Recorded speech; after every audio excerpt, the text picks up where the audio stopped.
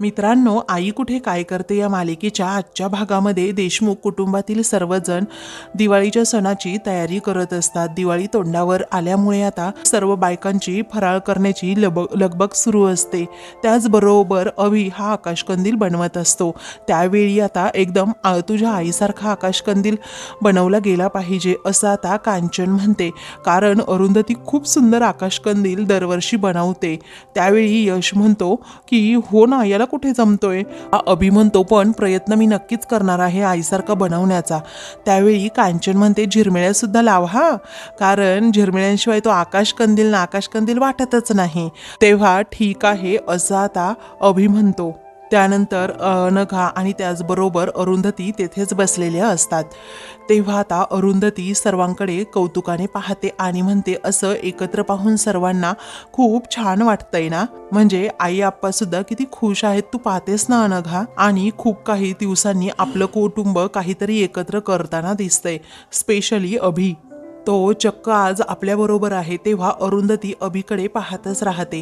त्यानंतर ती म्हणते की आई आप्पांना किती त्याने त्रास दिलाय, तरी त्या बिचाऱ्या दोघांनीही किती सहजपणे अभिला माफ करून टाकलंय. तेव्हा अनघा म्हणते की मला खरंच वाटलं नव्हतं आई आणि आप्पा अभिला एवढ्या सहजतेने माफ करतील म्हणून. ही अरुंधती म्हणते उद्या अनिरुद्ध आणि संजना पुन्हा आले ना, तर आई सुद्धा तितक्या सहजतेने अनिरुद्धांना माफ करून टाकेन. त्यांचं खूप प्रेम आहे अनिरुद्धंवर, त्या आई आहेत ना म्हणून. तेव्हा अनघा म्हणते हो ते बरोबर आहे, परंतु आप्पा आहे ना बाबांना कधीच माफ करणार नाही, त्यांनी खूप मोठी चूक केलीये. तेव्हा अरुंधती म्हणते खरंच खूप अतिरेक झाला आहे यावेळी. मग आता अनघा म्हणते हो. तेव्हा ती आता सांगू लागते, अगं ताई, अभि माझ्याकडे माफी मागायला आलेला, मी त्याला इथे राहायची परवानगी दिलीये पण माफ नाही करू शकले. त्याने माझ्याकडे एक चान्स मागितलाय, परंतु होनेस्टली सांगू का, माझा त्याच्यावरनं अजिबात विश्वास राहिलेला नाहीये. अगं ताई, मी त्याला खूप वेळा माफ केलंय, सगळं काही विसरण्याचा प्रयत्न सुद्धा केला आहे, परंतु अभिजात काही सुधारणा झालीच नाहीये. तो पुन्हा पुन्हा चुका करतच आहे, त्यामुळे त्याच्यावर विश्वास ठेवावा असं मला वाटतच नाही. तेव्हा अरुंधती तिला म्हणते, हे बघ, तू फक्त तुझ्या मनाचा विचार कर, बाकी कसलाही नको, कारण तू जो निर्णय घेशील ना त्या निर्णयात आम्ही तुझ्या बरोबरच आहोत. तुला मनापासून वाटत असेल तरच त्याला तू माफ कर, कारण आता परीक्षा देण्याची वेळ फक्त त्याची आहे असं ती समजावते. अनघा हो म्हणते. तेवढ्यातच आरोही देखील तेथे येते. तेव्हा अरुंधती तिला विचारते, काय ग एकटीच कुठे गेली होती. मग आता ती म्हणते, आई थोडं काम होतं, पण चालून चालून ना दमायला लागलंय. त्यावेळी आता लगेच ती पाणी पिते. तेव्हा अनघा म्हणते, अगं रिक्षाने जायचं ना, एवढ्याशा अंतरासाठी रिक्षा मिळत नाही ना, आरोही म्हणते. अनघा लगेच उठते आणि किचनमध्ये जात म्हणते, मी तुझ्यासाठी लिंबू पाणी आणते, तर पंखा वाढवू का असं अरुंधती विचारते. त्यावेळी आरोही म्हणते नको. पुढे आता अरुंधती विचारते, काय ग तिसरा संपायला येईल ना आता, मग चोरोटी तर भरायला हवी. तेव्हा आरोही म्हणते, हो ना, चोरोटी सुद्धा भरायची आहे आणि आजी सुद्धा तेच म्हणत होत्या. तेव्हा अरुंधती हसते आणि म्हणते, आईंना सवय आहे ह्या सगळ्याची, खूप हौस आहे. तेवढ्यातच आता यशला एक फोन येतो. तेव्हा त्याचं फोनवरचं ते बोलणं ऐकून तो जरा आश्चर्याने विचारतो की काय आणि कधी. तेव्हा घरातील सर्वजण आता काय झालं म्हणून त्याच्याकडे पाहू लागतात. तेव्हा ठीक आहे, थँक्स असं म्हणून तो आता फोन ठेवतो. मग नंतर आता अरुंधती विचारते, यश बाळा, अरे काही टेन्शन तर नाहीये ना. तेव्हा आता यश लगेच सांगतो, अगं आई, बाबा आणि संजनाला बेल मिळाली असं म्हटल्याबरोबरच सर्वांना धक्का बसतो. तर आप्पा आश्चर्याने विचारतात, काय. तर कांचन आता म्हणते, रे देवा, देवच पावला असं म्हणून ती लगेच देवाचे आभार मानते. तेव्हा आता कांचनची ही एक्साइटमेंट पाहून सर्वजण आता विचारात पडतात. मग नंतर आता कांचन म्हणते, कसं आहे ना, माझा अनिरुद्ध आता दिवाळीला माझ्याजवळ असणार, मग आपण आता त्याच्या आवडीचा फराळ सुद्धा बनवायला हवा. दुसरीकडे आता अनिरुद्ध आणि संजना बाहेर असतात. त्याच वेळी आता देशमाने हे त्यांना एक अजून धक्का देतात की कसं आहे ना, तुम्हाला भोसलेंनी एक निरोप दिलाय. तेव्हा कोणता निरोप असं अनिरुद्ध विचारतो. भोसलेंनी तुम्ही जे पैसे त्यांच्याकडून ॲडव्हान्स म्हणून घेतले होते ते पैसे 1 महिन्याच्या आत रिटर्न करायचे असं आता देशमाने सांगतात. त्यामुळे संजना अनिरुद्ध एकमेकांकडे पाहतच राहतात. तेव्हा तुम्हाला फक्त 1 महिन्याची द्यायची मुदत दिलीये असं जेव्हा देशमाने म्हणतात, संजना आता हादरते आणि म्हणते 1 महिन्यात आम्ही पैसे कुठून आणणार आहोत आता. मग आता देशमाने म्हणतात तो तुमचा प्रश्न आहे. त्यानंतर आता देशमाने म्हणतात कसं आहे ना, मला माझी सुद्धा फी हवी आहे. तेव्हा संजना म्हणते तुम्हाला तुमचे पैसे नक्कीच मिळतील, त्याची काळजी करू नका हा. तेव्हा आता अनिरुद्ध म्हणतो हो मिळतील पैसे.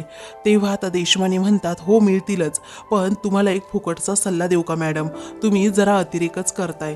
अहो मी तुम्हाला आत्ता सांगतोय की अजिबात त्या भोसलेच्या नादी लागू नका. हो असा माणूस आहे ना की तो काहीही करू शकतो जर तुम्ही वेळेवर पैसे दिले नाही तर.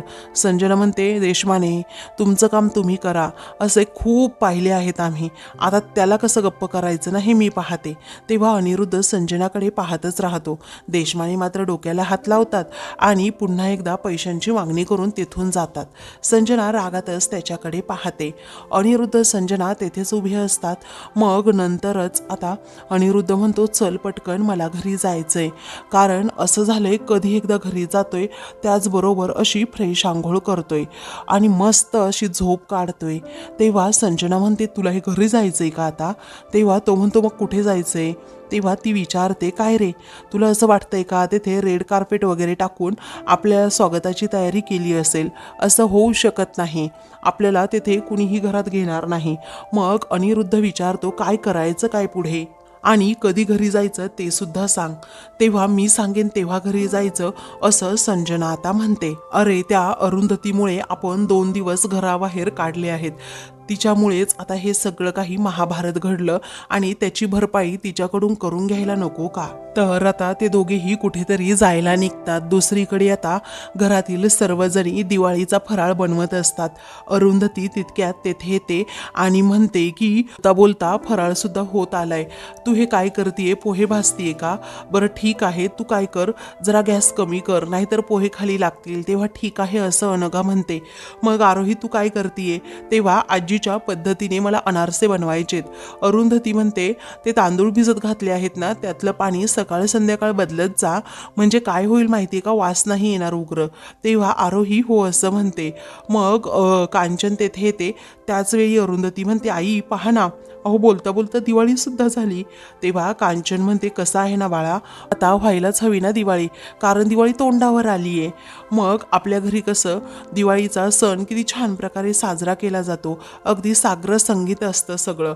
तेव्हा अरुंधती म्हणते हो ना, त्यानंतर आता पुढच्या वर्षी दिवाळीसाठी एक बाळ असेल अजून असं आता अनघा म्हणते. कारण मला तर असं वाटतच होतं की आरोहीला कधी एकदा बाळ होईल, म्हणजे जानकीला भावंड सुद्धा होईल. कांचन म्हणते मग तू वाट का बघायची, दुसरा चान्स घ्यायचा की. तेव्हा अनघा अरुंधतीकडे पाहतच राहते आणि म्हणते नको बाबा मला दुसरा चान्स नको, मी जानकी एकटीच बरी आहे, कारण मला दुसऱ्या बाळाचा आता इथून पुढे विचार करायचा नाहीये, तिला शिकून सवरून मोठं करायचंय. आरोहीचं बाळ असणारच आहे की भावंड म्हणून. तेव्हा आता खरं आहे ग तुझं, जानकी बघता बघता आता खूप मोठी होईल असं अरुंधती म्हणते. तेव्हा कांचन आता म्हणते बरोबर आहे बाई तुझं, कारण आता लहान मुलं सांभाळणं होत नाही ग. अरुंधती म्हणते आपण तेव्हाच्या काळात 3-3 मुलं कशी सांभाळली असेल आई. कांचन म्हणते तेव्हाची गोष्ट वेगळी आहे, आता कसं आहे ना ग, आपल्याला अजिबात उठता येत नाही की बसता येत नाही, त्या लहान मुलांपाठीमागे कसं पळायचं. तेव्हा कांचनला आता वाईट वाटत असतं की इथे कुणी सांभाळायला नाही म्हणून अनघा असा निर्णय घेत असेल की दुसरं बाळ नकोच म्हणून. पण आता अनघा म्हणते असं नाही आहे आजी, अहो तुम्ही स्वतःला दोष देऊ नका, कारण तुम्ही किती करता लहान मुलांसाठी, माझ्या जानकीसाठी हे मला दिसतंय ना. अहो मी बाहेर जाते ते फक्त तुमच्यामुळे, मला अजिबात जानकीची काळजी राहत नाही. तेव्हा आरोही म्हणते या परिस्थितीतही अहो तुम्ही किती काळजी घेताय, आणि कसं आहे ना आम्ही जर स्वतंत्र राहत असलो तरीही स्वतःची कामं स्वतःच करायला लागली असती, मग मळमळ होऊ देत की उलट्या होऊ देत, मला तर स्वयंपाक करायला लागला असता. पुढे आता कांचन इमोशनल होते आणि म्हणते आज प्रत्येकाला स्वतंत्र हवं असतं, म्हाताऱ्या माणसांची सर्वांनाच अडचण होऊ लागली आहे. तेव्हा आता कांचनला असं उदास झालेलं पाहून अरुंधती समजावते, अहो सर्व घरांमध्ये असं नसतं. तुमच्या नातसुना बघा ना, किती एकत्र तुमच्याबरोबर आनंदात राहत आहेत. सर्वजण नसतात असे, असं ती समजावते. तेव्हा आता अनघा देखील समजावते आणि आरोही. मग कांचनचा मूड ठीक होतो. पुढे आरोही म्हणते, अजून खूप लाडू वळायचे राहिले आहेत आजी. त्यानंतर कांचन आता एकदम शांत होते आणि म्हणते, माझ्या अनिरुद्धला बेसनाचे आणि रव्याचे लाडू खरंच खूप आवडतात. आता त्याला बेल मिळाली आहे ना, तो येईल घरी, असं म्हणून आता ती पुन्हा इमोशनल होते की कधी एकदा माझा अनिरुद्ध घरी येणार. पुन्हा एकदा सर्वजण तिच्याकडे पाहत राहतात. पण अनिरुद्धने एवढं सगळं काही केलं तरी कांचनचा अनिरुद्धवर किती जीव आहे हे त्यातून दिसतं. पुढे आता कांचन म्हणते, कसं आहे ना, आपण आता जसं अभिला माफ केलं तसं अनिरुद्धला देखील करूया. तेव्हा आता अरुंधती म्हणते, तुम्हाला वाटतं ना, तो निर्णय घ्या, हवं तसं वागा. मग आता कांचन तिच्याकडे पाहतच राहते. दुसरीकडे आता अनिरुद्ध म्हणतो, अगं चल ना संजना घरी, आपले सर्वजण वाट पाहत असतील. मग संजना म्हणते, सिरियसली अरे तुला असं वाटतं का अजूनही तुझी सर्वजण वाट पाहत असतील म्हणून? ती अरुंधती तुला माहित नाही कशी आहे. आता आपण घरी जाणार नाही आहोत कारण योग्य मुहूर्त साधूनच आता घरी जायचंय. तेव्हा कोणता मुहूर्त, काय चाललंय काय तुझं? आपल्याला दुसरीकडे राहायला जागा नाहीये, असं अनिरुद्ध म्हणतो. त्याचवेळी संजना म्हणते, आहे अरे एका ठिकाणी जागा, माझी मैत्रीण आहे ना, तिचा आहे एक फ्लॅट, आपण तिथे राहूयात. अनिरुद्ध म्हणतो की खरंच का, आहे का नक्की तिथे चांगलं? तेव्हा आता संजना म्हणते, हो आहे सगळ्या सोयी सुविधा, तू नको काळजी करू, माझं तिच्याबरोबर बोलणं होतंयच आता. मग आता अनिरुद्ध म्हणतो, ठीक आहे, पण आपल्याला काहीतरी काम शोधायला हवं. माझा एक मित्र आलाय US वरून, मी काय करतो त्याला भेटतो अगोदर, कारण त्याला भेटलं की मला लगेच जॉब मिळेल. आणि तू सुद्धा हातपाय हलव, नुसती घरात बसून राहू नको, कारण आपल्या दोघांनी काम करणं गरजेचं आहे. तेव्हा संजना म्हणते, ऑब्विसली अरे तुला असं वाटतंय का मी घरी थांबेल म्हणून? मग आता तो म्हणतो की नाही ग, तू नाही राहणार घरी, मला माहिती आहे, तू पण काहीतरी जॉब कर. तेव्हा ठीक आहे असं आता अनिरुद्ध आणि संजनाचं ठरतं. मग आता ते दोघेही तेथून चाललेले असतात. पण आता संजनाच्या डोक्यात वेगळंच काहीतरी शिजत असतं. म्हणूनच आता ती म्हणते की अनिरुद्ध, त्या अरुंधतीला मला असा झटका द्यायचा आहे ना, तिच्यामुळे आपल्याला 2 दिवस घराबाहेर राहावं लागलं, मी तिला सोडणार नाहीये. अरे तुला नाही येत का रे तिचा राग? मग आता अनिरुद्ध म्हणतो, राग करून तरी काय करायचंय, जे आहे ते आपल्याला भोगावं लागतंय. तेव्हा आता मी तिचा बदला घेतल्याशिवाय राहणार नाहीये, असं संजनाचं बोलणं सुरू असतं. आणि ते दोघेही आता संजनाच्या मैत्रिणीच्या घरी निघालेलेच असतात. बस तेथे काही माणसं येतात, ती माणसं असतात ती भोसलेची, आणि ते काठ्यांनी जबर अनिरुद्ध संजनाला मारहाण करतात. तेव्हा अनिरुद्ध विचारतो, अरे आम्ही काय केलंय? तेव्हा भोसले सरांचे पैसे लवकरात लवकर द्या, नाहीतर तुम्हाला जिवंत सोडणार नाही, अशी धमकी आता ते दोघांना देतात. त्याला आता खूप लागलेलं असतं. त्याच वेळी संजना आता लगेच त्या माणसांना तिथून हाकलवून लावण्याचा प्रयत्न करते. अनिरुद्ध त्या हातात काठी पकडतो, तर आता हाताला आणि पायाला त्याच्या जबर मार लागलेला असतो. मग आता नंतर ते धमकी देतात की आम्ही पुन्हा येणार जर लवकरात लवकर पैसे दिले नाही तर, असं म्हणून ते आता तेथून जातात. मग आता अनिरुद्ध, तू ओके आहेस ना, असं संजना विचारते. तो म्हणतो की तुला दिसत नाही का ग? ती म्हणते, अरे दिसतंय, पण आता घरी जावं तर लागेल ना. दुसरीकडे आता आरोही म्हणते, काम थांबवा आणि अगोदर तुम्ही चहा पिऊन घ्या बरं. तेव्हा चहाचं नाव काढल्यानंतर आता यश आणि आप्पा हे दोघेही खूपच खुश होतात आणि म्हणतात की वा वा, बरं झालं आरोही, तू स्पेशल चहा बनवलास. तेवढ्यातच कांचन देखील तेथे येते. आरोही आता त्या दोघांनाही चहा देते खरं, पण आता कांचन म्हणते, आरोही तू धुळीमध्ये काय करतेयस, इथे खोकला होईल तुला, अगं पुन्हा तोंड बांध बरं. तेव्हा ती म्हणते, आजी आत्ताच आली आहे मी. तरीही कांचन ऐकत नाही. ती म्हणते, अगोदर तोंड बांधायचं, मग नंतर आता तुम्हाला हे सगळं करायची काय गरज, असं कांचन विचारते. आप्पा म्हणतात, पहा चोराच्या कशा उलट्या बोंबा असतात, कारण मगाशीच म्हणाली दिवाळी आली, घर साफ करायला हवं, आणि आता काय म्हणते तर काम करू नका म्हणून. काय ग, काय तुझं चाललं असतं? तरीही बोलते आणि नाही केलं तरीही बोलते. पुढे आता यश म्हणतो की आप्पा तुमचं काय चाललंय हो, माझी आजी किती काम करते तुम्ही पाहिलं ना सकाळपासून, आणि तुम्ही तर नुसते बसले आहात, नुसती बडबड करत आहात, हातात झाडू सुद्धा घेतला नाही सकाळपासून. कांचनला वाटतं की आता हा माझं कौतुक करतोय, पण आता तो कांचनला टोमणे मारत असतो. तेव्हा आप्पांना आता समजत नाही म्हणूनच ते म्हणतात, काय रे गधड्या, सकाळपासून काम करतोय असं म्हणून ते झाडूच हातात घेतात आणि यशच्या पाठीमागे धावतात. ते या सगळ्यांची आता गंमतच सुरू असते. सर्वजण खूप खुश असतात.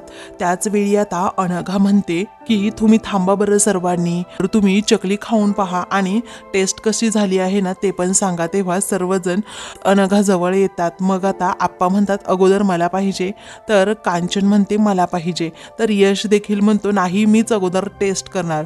तेव्हा अनघा म्हणते थांबा असं म्हणून ती तिघांनाही चकल्या देते. तेव्हा करंजी सुद्धा सकाळीच बनवून झाली आहे असं अनघा म्हणते. तेव्हा ते सुद्धा टेस्ट करायला आण असं आता आप्पा म्हणतात.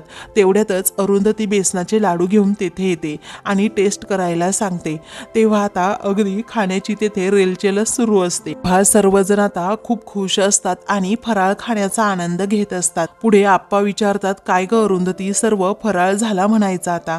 मग आता ती म्हणते, हो आप्पा, घरी फराळ केला नाही तर आईंना चैन पडणार आहे का.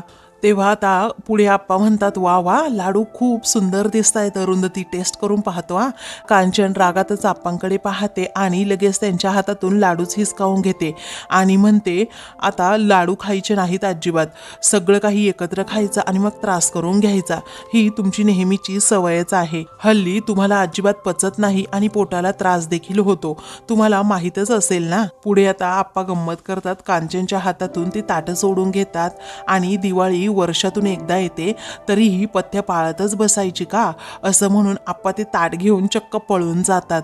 मग आता सगळेजण त्यांच्यावर हसतात. म्हणतात, आप्पा अहो काय आहे हे, चक्क आजीच्या हातातून तुम्ही ताट ओढून घेतलं. तेव्हा आता अरुंधती म्हणते, आप्पा अहो आईंचं बरोबर आहे, तुम्ही खा पण जरा बेतानेच खा. तेव्हा आता कांचन अभिला लगेच विचारते, काय रे, अनिरुद्ध आणि संजनाला बेल मिळाली, मग ते दोघे अजूनही घरी का आले नाहीत. तेव्हा आता अभि काहीही बोलत नाही. त्यावेळी आता सर्वजण कांचनकडे पाहत राहतात. तिला असं वाटत असतं की कधी एकदा अनिरुद्ध संजना घरी येतील म्हणून.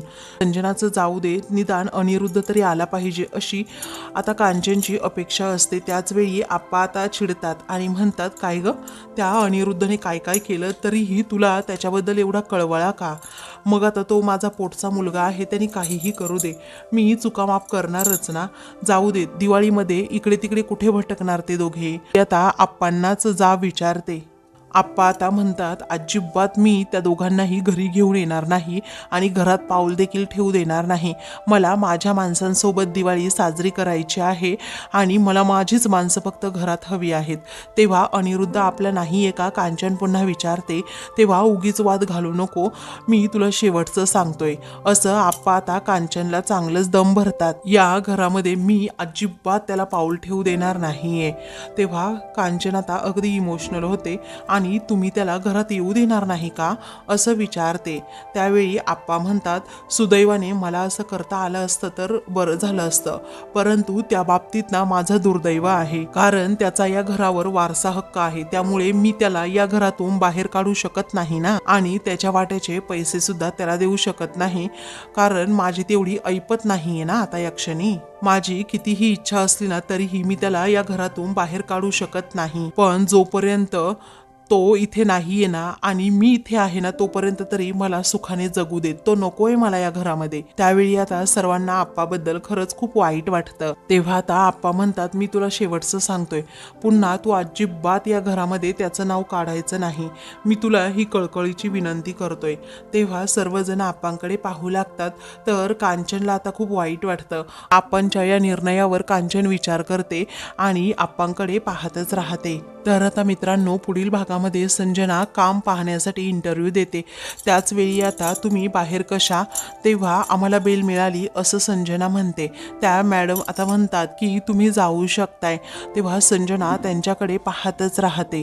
दुसरीकडे आता पूर्ण समृद्धीला अगदी छान प्रकारे डेकोरेशन आणि लाइटिंग केलेली असते, कारण दिवाळीचा सण असतो आणि त्यामुळेच आता घरातील सर्वजण अगदी समृद्धीकडे पाहतच राहतात, कारण अगदी समृद्धी समृद्धी छान प्रकारे अजूनही तशीच उभी असते, म्हणून कांचनला आता तो अभिमान असतो.